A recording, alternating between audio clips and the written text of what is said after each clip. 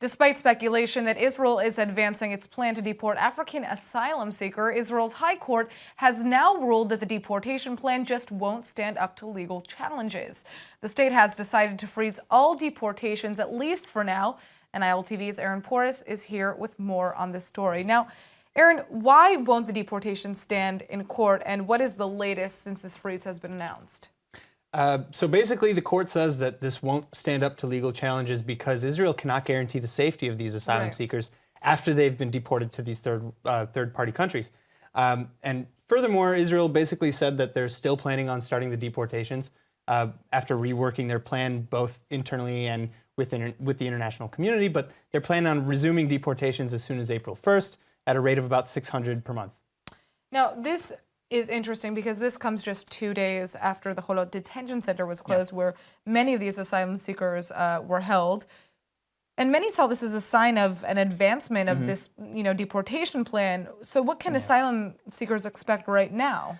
So for now, there are a few things that we know. The first is that women and children asylum seekers are still not targeted for deportation. Second, the state will continue to hold deportation hearings, and anyone with an open case file is also safe for deportations, pending the conclusion of that case.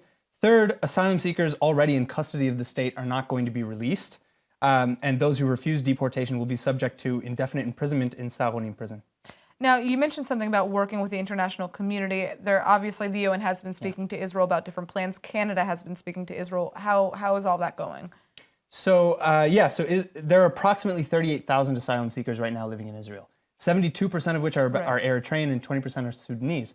Both of these populations are considered refugees across the world. So right now the UNHRC is working with the international community to maybe absorb some of these asylum seekers, provided that Israel absorb the rest. Right.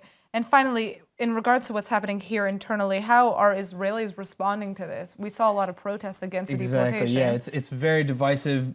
In general, most activists and outspoken people are blasting the deportations overall, especially actually from Holocaust survivors, which is very interesting.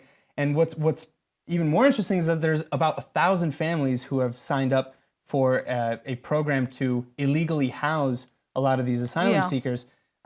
Which we've covered several times. Exactly, which we've covered several times, and that's, well, this is good news for now. So obviously we're going to wait and see what happens. And report it as it comes out. All right.